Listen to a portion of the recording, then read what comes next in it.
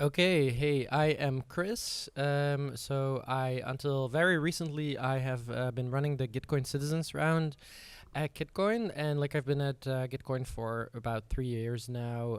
Also before that, responsible for the operations, and then before that, Giveth. So like I've been in this space for like 7 years. Yeah, enjoying myself. Beautiful.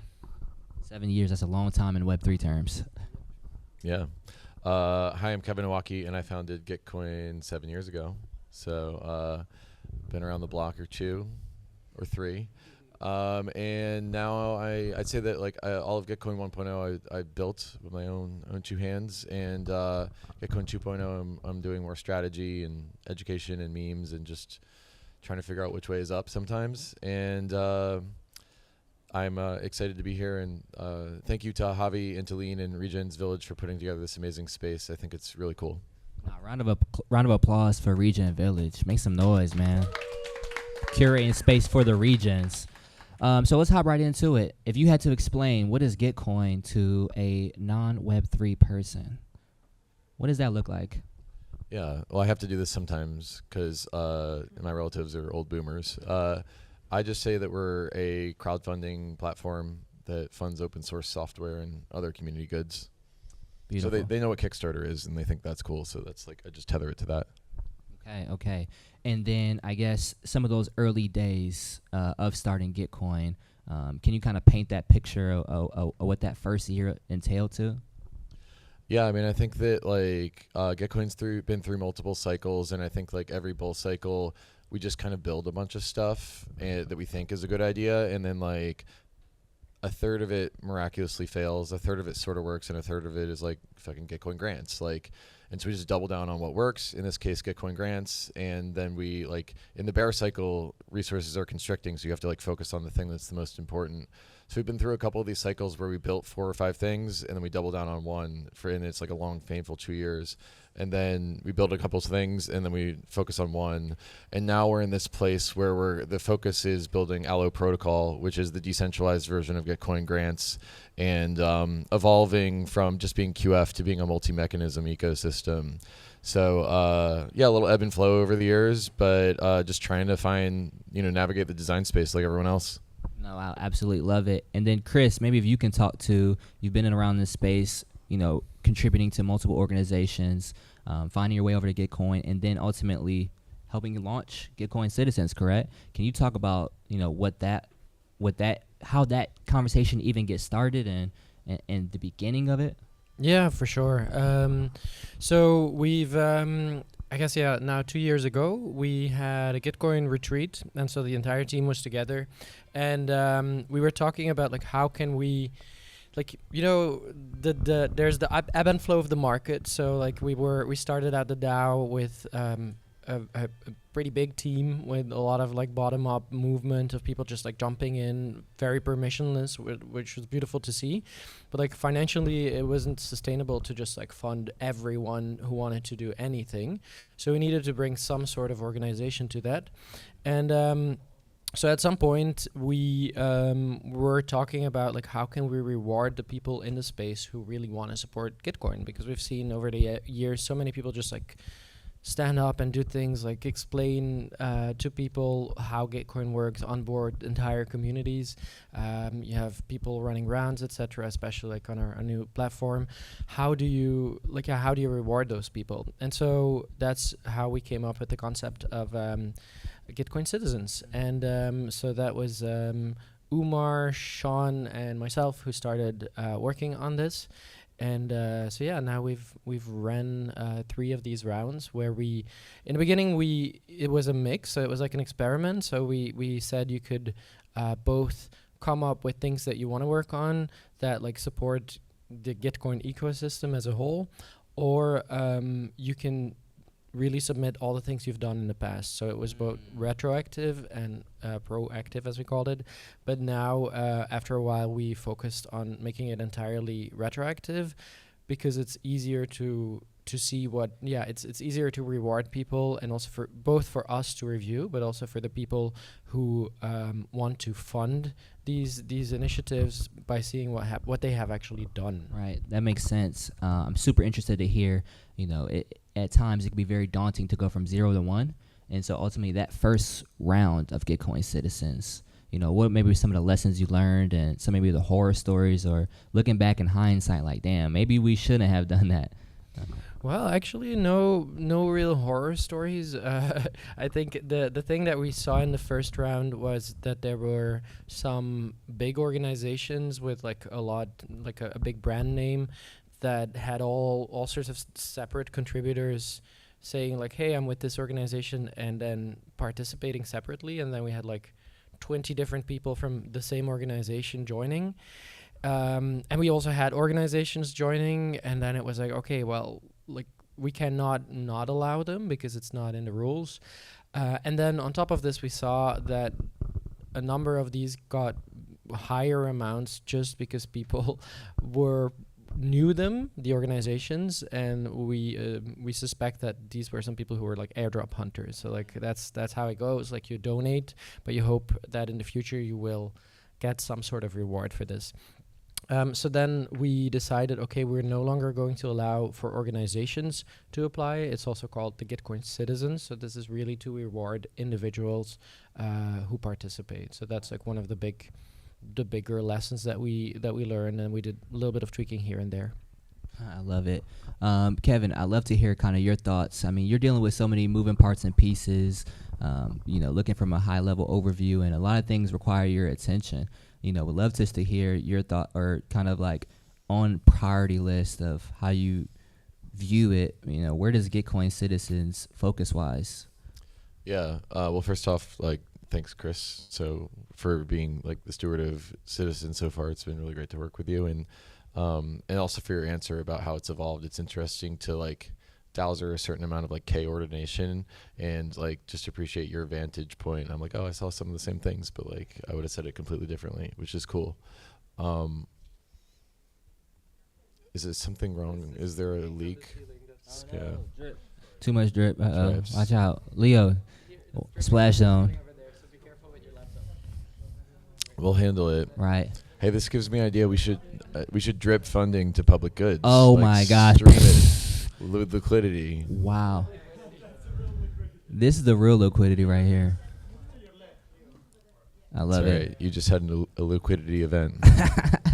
Protect the cameras. Yeah. All Okay. right. We're regenerating again. Where were we? Get it. Let's jump right into it. Super excited. One thing I'm interested in is hearing kind of like, it seems as though being able to track the impact metrics of some of these Gitcoin Citizens, and what does it look like? What are successful metrics you guys look at and things of that sort? How are you guys thinking about that? Yeah, so this has actually always been the toughest. Like, how can you actually measure the impact? The first thing is like making it retroactive helped us already a lot, because that as said, it was difficult to measure and to see what people, or like we didn't have any proof. So that's one of them. And then God, actually it's when it comes to like the measurement, we're not doing right now that much, but we want to improve on this, and Kevin wants more to say more on this. I have thoughts. Yeah, so first off, like moving to retroactive has helped a lot. And if you remember from first principles, it's easier to know whether impact was good in the past than it will be in the future. You don't have to speculate on that. And so retroactiveness, like that's why it's so powerful, and kudos to Optimism for pioneering that. I think that for the future of Gitcoin Citizens rounds is, I mean, Gitcoin Citizens is basically Gitcoin using Gitcoin to build Gitcoin, right? So there's like a loop there that ideally would be an upward spiral. So basically like what mechanisms we use in the Gitcoin rounds will depend on what mechanisms we're building as our actual products, and we're going to like eat our own dog food. And anyway, Gitcoin's going multi-mechanism is the point of this, and we're going from QF to retro PGF. We've got a couple of mechanisms, capital allocation toolkits, like in the pipeline that we may look at using in the future. Grants, ships, streaming quadratic funding, private quadratic funding, collusion-resistant quadratic funding, retroactive funding. Not sure if I already said that one. Protocol guild forks. And so basically, like, I think we're going to experiment with a bunch of different things with partners and also in the citizens round. And anyway, so to get back to your question, impact metrics, how are we going to do it? We are building the impact metrics voting interface for Optimism round 4. And I don't know if anyone has in the audience played with round 4 of Optimism, but basically if you're a badge holder, you're not adding projects to cart. So you don't have 600 projects to add to cart to vote on where you want to allocate your capital. You add an impact metric to cart. So you add total transactions to cart, and the back end turns that one metric into 600 fucking votes for you. So the badge holder's time is leveraged higher, and it's at a higher level of abstraction, so that the badge holders only have to worry about which impact metrics to actually care about. And it's fucking mind blowing. And we're helping them to build it. And so like that's an example of where I would like to get to with the Citizens Retro round is like we'll have to figure out what metrics matter and then start allocating capital against that metric. And also we will be teaching other DAOs in the ecosystem to be doing this, because our whole business line with the Easy Retro PGF is running retroactive funding rounds, just like Optimism does for any DAO. We have just one last thing. We have a pilot that we just did with Pocket and Cello and libp2p, where we allocated $2 million using retroactive funding. So Gitcoin's going into multi-mechanism, and we're going to use those multi-mechanisms in the Citizens Round future is the short answer to your question. Insane. I love it. I think there's so much to unpack there. Definitely looking forward to the recap, watching that video. But ultimately, I think through what does that conversation look like to decide who are the parties associated with deciding what the impact metrics are? Is that a committee or is that a collect? I feel like I just went on this like long rant, and we should give you a question to you, but I'm happy to answer that. Yeah, no, we're here for it. Who will decide the impact metrics? I think that so there's a couple ways you could do this, and by the way, my head's just in like mechanism land. So if we're going there, basically the gov.gitcoin.co forums would be like the baseline place where it would happen. But we're also investigating this capital allocation mechanism called grant ships. And basically what it is like the community can pitch different grant ships, which are basically round operators and mechanisms. And we'll just like Gitcoin will just allocate capital to it. So it's up to the grant ship mechanism to create a marketplace of grant round operators that compete against each other. And if you care about impact metrics, you should come and run an impact metrics focused round. So like you make a plurality at the base layer for who decides. So that's what I think we'll eventually pivot to, but I don't know, that's not ratified by governance either. So we'll see if we get there. But right now the answer is gov.gitcoin.co. Shout out to gov.gitcoin.co. Chris, this question is for you. I think we'd love just to hear some of the testimonies from some of the citizens and some of the things that stood out to you, and just to be able to relate to the community or to the audience of like who are these people, where their story came from, and maybe just talk through some of those that really stood out to you. Yeah, the top grantees. Yeah, for sure. Because that is like we've really gone in the deep end immediately. But so these are people who have just been doing this for years. People who are just like, hey, I have a community, or I know a community, and I've been helping onboard so many people, and they weren't doing this with and expecting nothing in return. So when we started the Citizens Rounds, it was really it was actually a fantastic job, because it's just like so many people who were so surprised that they got some funding.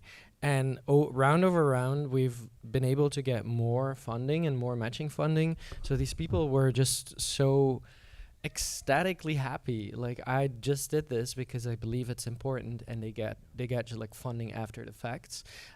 So that was great to see. And so we have very many different categories. You have people who have, for example, been building dashboards. Like when we went to the decentralized version of Gitcoin, like some of the things that were like embedded in it, like everything needs to be rebuilt. So some of the things, like some of the visibility to like how is my grant doing versus other grants, like how is the landscape, etc. We were missing dashboards. So there was like a number of people creating dashboards. Shout out to Ivan if he's still around. Ivan, are you here? He was here yesterday. So like he's one of those magic people. Carl as well. Like we had some of these people who really put a lot of time in this. And then you have other people who just onboard people to creating their MetaMask wallet, like really starting from scratch, and then telling them like, okay, this is how you can create your own grant for your community. For that, a shout out to Regents Unite. So that is Xavier and Lynn and Corey and Gil. So these are perfect examples. of some people who then focus on the community side of things and really promoting Gitcoin. And then Kevin gave me here some of the. We're looking at the stats. We're looking at the stats, which is like a dashboard in and by itself, which is a lot of fun. Dashboard summer? Which was built by the citizens themselves, for the citizens. So that's really nice. You have people who, for example, did community work, just like online in our own Discord, where so many people come with questions. Someone like John Ruth, who just like stepped in. And John Ruth. Yeah. Have you ever heard of John Ruth intro? Huh? Have you ever heard of John Ruth intro? I've seen him like riffing, doing something really fun as well. He can go. I love it. Public Good Saturdays. You guys got to tune in. Yeah, hear from John Ruth himself. He's in general like a word wizard. Like the way he responded to people in our chat, and then I was like, that was before we even started the citizens rounds, and I posted a number of screenshots in our core chat saying like, we need to hire this guy. We need people like this. And then actually in the end, well, we rewarded him with the citizens round, but we also hired him. And that's like how these things go. That's like a really important pipeline, just like getting people more involved that are doing a great job. And I'd love to see Gitcoin do more of like bringing people in, closer to the aperture of the DAO in the future. And so there's been a lot of great people that have come in through Gitcoin citizens rounds. Can we dive deeper into that? Because I think that's such an interesting rabbit hole in itself, because it forms across multiple organizations. Early on, I remember, NFTs were so huge and whatnot. I've seen plenty of friends get jobs because they contributed in a Discord community. And to be part of, Gitcoin and the future of grant allocation and all of the gigabrains over there, and, just it being such a pillar for this future. Excited to hear just more about maybe some other success stories of people who contributed and were able to work their way up and just get a larger role in proliferating the Gitcoin meme. Yeah, well, I think Chris is like patient zero. So, thanks for creating the funnel that got more people into the funnel. I think that, Gitcoin's been through some changes over the years, and those changes include what are our core products and what's our strategy, and sometimes whether the people, and it's really hard to say goodbye to people. But, there's just a lot of people that I'll shout out. Loey, I think, was someone that came and did people ops, and it was really great to have that kind of like support for the ecosystem. I think that there's just been like so many people that have come through the ecosystem, and are now the great thing is having an alumni network of people where you see them at other DAOs, and that strengthens DAO to DAO relationships. So it's been a journey, but it's been fun, and appreciate everyone who's contributed to Gitcoin over the years. That Gitcoin alumni is something serious. I think across all the organizations and across just the ecosystem as a whole, I think is very elite. Chris, another question for you. And doing the work of Gitcoin citizens, there was these calls I'm hearing, and basically, can you talk through what exactly entailed to some of these conversations? It was self-organizing, or maybe just paint the picture for yeah, for sure. We had multiple variations of that. We had indeed like self-organized stuff. Like Jimmy also brought some people together to talk about Gitcoin citizens. There's like a number of other pop-up calls, just like inviting people to come and talk about the things they want to do. We ourselves, we organized, for example, for this past round, we did a number of community calls before the round started, where we actually had the different key people in Gitcoin who were focusing on specific topics, whether it's like product or the grants promotion or community ecosystem, to just come talk about like, hey, this is where we need help. These are some of the important topics that we need more support on. And so these were calls, these were Twitter spaces to just invite people up and like learn about Gitcoin and learn how they could help. Because people very often, and that's the thing in any DAO, is like they don't know where to start. And at the same time, we as a core organization being in basically a constant overwhelm 24/7 all over the place kind of vibe, very often we don't have time to actually write that job description or that specific task, and then very often it's like it's going to be faster if we just do it ourselves, and then everyone just like burns out, and that's not the goal. But if you have these connection points with the community, then it's easier to get the work done and to find new talent as well. And that's why we had been doing this. And yeah, like some people really stepped up. Like I was just like thinking of right now, Carla God was one of these people who also just started moderating the community. Carla God. Yeah, and then another thing is like for support, we needed more knowledge-based articles of like how do you do this step by step, and we needed writers. Like at least 5 people immediately came and were like, "Oh, I would like to help out."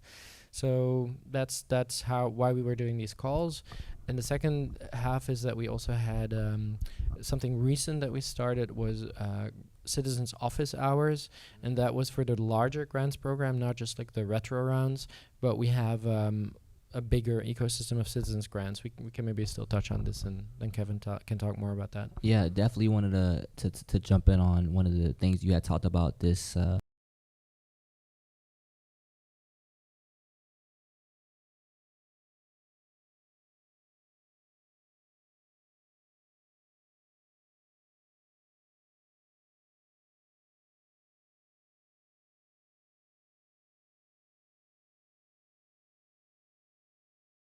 create writings and as far as onboarding specifically, or yeah, that was like, so we call it our knowledge base. So that is Knowledge basically base, yeah. that's basically our support database. So that's support.gitcoin.co, and that's where you find all the details of like basically the manual of Gitcoin.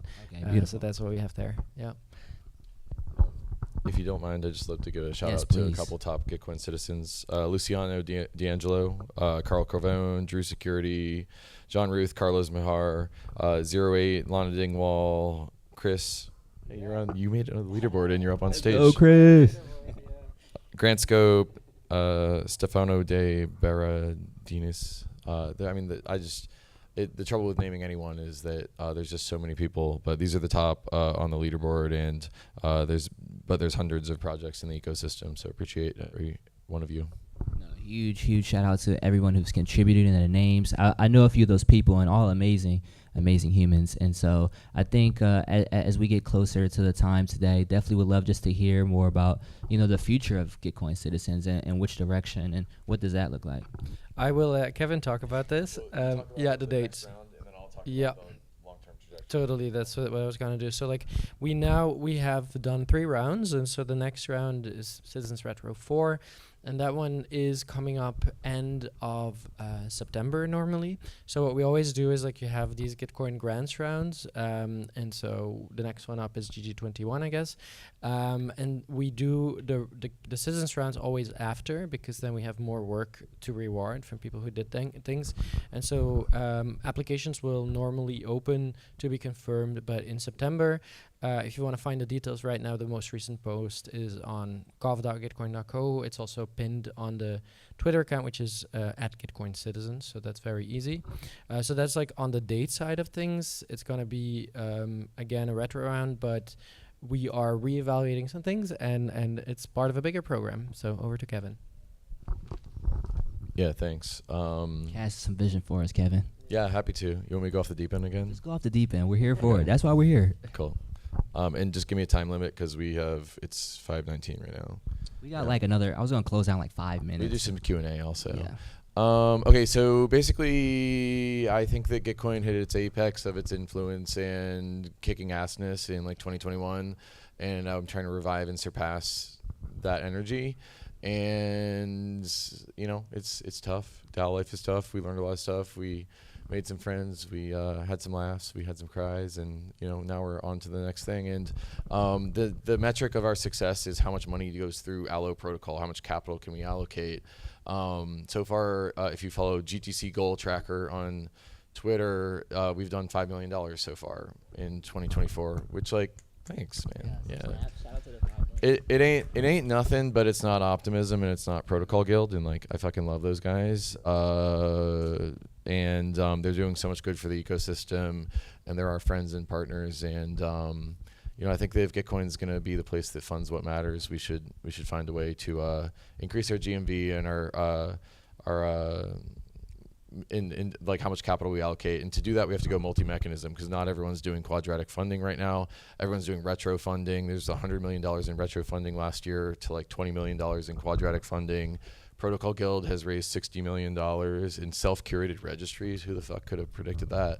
And so we're going multi-mechanism, and like what I really want to get to, and I want to say this like in all earnestness to you, is like Grants Lab, the centralized entity that services Gitcoin, like they're spending like $400K a month right now, and like the citizens I think get like $100K a quarter or something like that, and that's fucking shitty. So if I can find a way to engineer where the citizens are generating more GMV, they should get more of like the DAO budget, and we can like actually be a DAO that's building a DAO. Like Gitcoin's building Gitcoin. Like that's the loop that I'm trying to spin. So that's what citizens is, like a core leg of that stool, basically, to answer your question.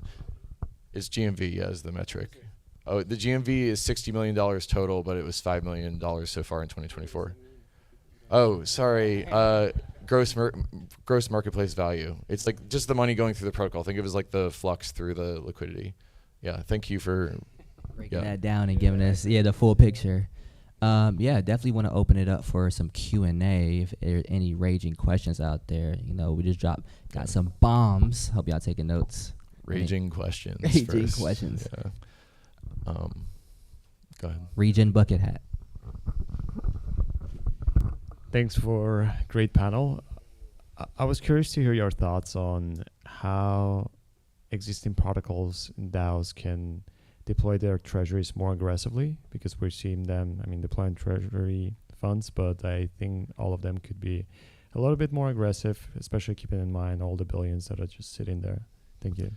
Yeah, each of these DAOs aren't just like billion-dollar pockets of capital. They're billion-dollar pockets of capital that have like a North Star and a direction, and like are trying to figure out how to realize it. So the way you get people to allocate more capital is that you create capital allocation systems that are higher efficiency at reaching their goals. And so I think that like Gitcoin grants and quadratic funding and retroactive funding hopefully are a way to help DAOs deploy that capital and do it with more assurance that it adheres to our values and it achieves the results. Hopefully we'll get there one day. I'm always curious, like I love the Gitcoin Citizen. I think it was really a brilliant idea. I love that it's retroactive, because otherwise it's just about how much you can promote yourself and what you are going to do. Big question for me is, how do we apply that to a city? And how do we convince people to actually put the money in the fund in the first place? There was actually how do we say that, an alderman from the city here this morning who came to visit the Commons Hub, Brussels. And so how do we, what should be the pitch to basically do that? And also curious to you, you're in Denver, right, in Colorado. Is that like something that, are you trying to implement that locally where you are? Yeah, I'd happily start with the pitch, and then Kevin can complete. But I say that very often to people when I want to explain the power of crypto, and also like of retro PGF and even like airdrops in that sense. You know, you have in Brussels, you have this fun app which is called Fix My Street. And so you can like log everything that's wrong with your city. And I do it all the time because there's a lot wrong in the city, as in every city.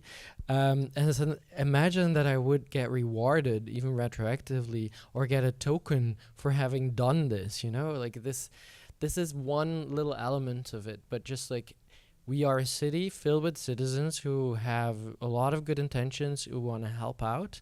And not everything has to cost money. It would be way more cost efficient for a city if the citizens who want to contribute can contribute and can get rewarded for this. So that would be the beginning of my pitch, and I'll let Owaki continue. Yeah, I think that's a great pitch. I ran a 50K quadratic funding round in downtown Boulder during COVID, and it was fucking awesome to see the exact same psychology that works in Web3 work downtown. I think that this is a really important design space. Oh my. All right. Was I off the deep end again? No, but I think like Cosmolocalism and local Ethereum forum, shout out to those guys. I think that we're going to take coordination mechanisms we designed for DAOs and start to deploy them locally, and that'll be dope. Can I ask one last question, Ross? Please do. Do you have any good ideas or interesting ideas for taking some of the massive amounts of money that are spent on the like drinks, DJ parties, all these late night things for these like 10 day long week things of just like late night parties, and redirecting some or half of that money towards not just like donate it to charity or donate it to like public goods, but like any ideas to redirect it to something that like brings new people into the space or does something that creates more value in the space that is also measurable?